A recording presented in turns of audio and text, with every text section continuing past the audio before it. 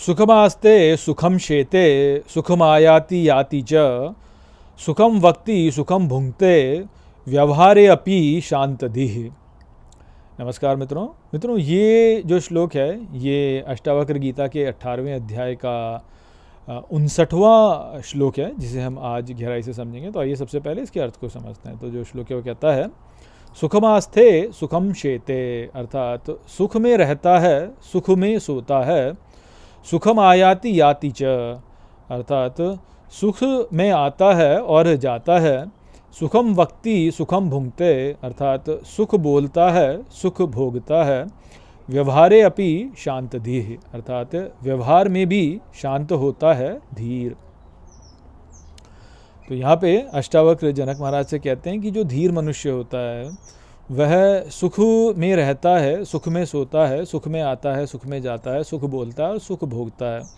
वह व्यवहार में भी जो है ऐसा ही रहता है वास्तव में।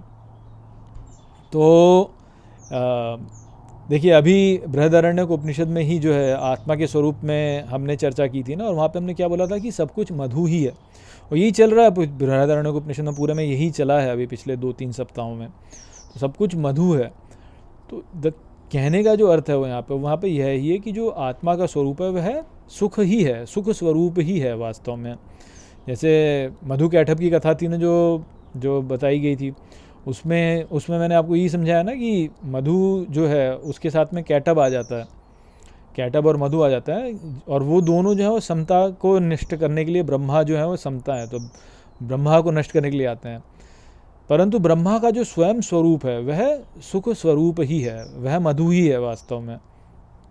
तो वो जो बात यदि आप समझना चाहते हो तो आप वो उसको देखिए, आप 14वें मंत्र वाला वीडियो जो उसको आप देखिए, वहाँ पे चर्चा की गई है इस विषय में। परंतु जो बात है वो यही कि आत्मा का जो स्वरूप है वह सुख स्वरूप ही है, वह आनंद स्वरूप ही है। तो जो अपने स्वरूप को प्राप्त कर लेता है वह फिर सुख में ही अवस्थित हो जाता है, उसको फिर जो है दुख नहीं होता, वो सुख से ही रहता है, सुख में ही बात करता है, सुख से ही जो है वह बोलता है, भोगता है, सोता है, जागता है, आता है, जाता है, सब कुछ वो सुख में ही रहता है। क्यों? क्योंकि शांति को प्राप्त कर लेता है, और शांति जो है वह सुख स्वरूप ही है वास्तव में। तो ये जो सुख की अवस्था है, इसको पाने का जो मार्ग है वह यही है कि व्यक्ति क्रिया से उपराम हो जाए। हमको सुख पाने के लिए कुछ करने की आवश्यकता नहीं है। इस बात को यदि कोई जान ले तो सुख प्राप्त हो जाएगा। तो जो मधु और कैटभ है, उसमें जो कैटभ है वह जो कैटभ है वो उत्पन्न ही इसलिए होता है क्योंकि हमको ये लगता है कि मधु को पाने के लिए हमें कुछ करना पड़ेगा।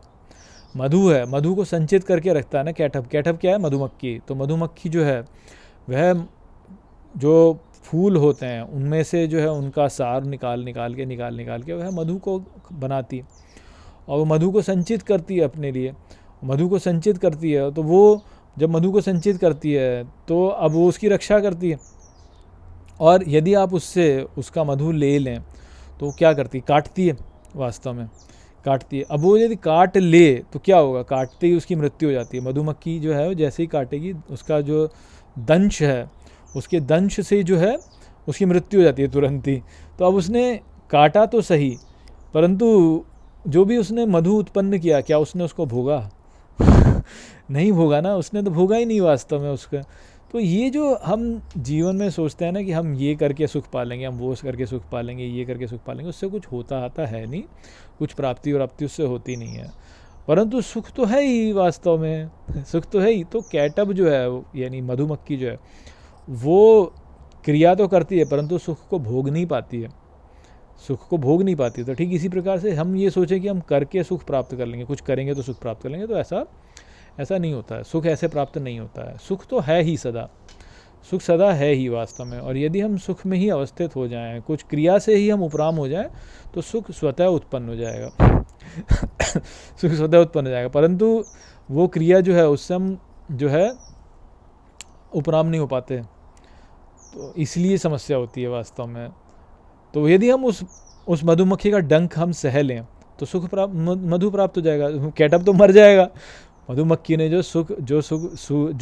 मधुमक्खी ने जो मधु इकट्ठा किया हुआ है, वो यदि हमको पाना है तो बस कैटअप का वो डंक खा लो, कैटअप तो मर जाएगा, मधु हमें प्राप्त हो जाएगा। तो ठीक इसी प्रकार से इस जगत में जो हम कर्म हमने पहले किए हुए हैं, उनका यदि हम फल भोग लें तो बस वही है, बस फल भोग लो, बस नया कर्म करो मत, तो बस फिर मधु प्राप्त हो ही जाएगा वास्तव में। तो वही वाली बात है यहाँ पे। तो सुखी शांत रह करके जो भी हमने कर्म किया उनका फल भोग करके आनंदित रह करके उनको भोग लो, और फिर वो जो सुख है वो तो है ही अपने आप में, वो तो अपने आप में ही है। तो जो धीर व्यक्ति होता है वो इस बात को समझता है, तो इसलिए वो सुखी ही रहता है, भले ही कोई भी दुख आ जाए तो भी सुखी ही रहता है, क्योंकि उसको पता है कि ये दुख जो मेरे लिए आया भी है, इससे जो है मेरा कोई पिछला कर्म था जो कि नष्ट हो गया, और अब मैं और सुख की ओर बढ़ता जा रहा हूँ, बस वही है।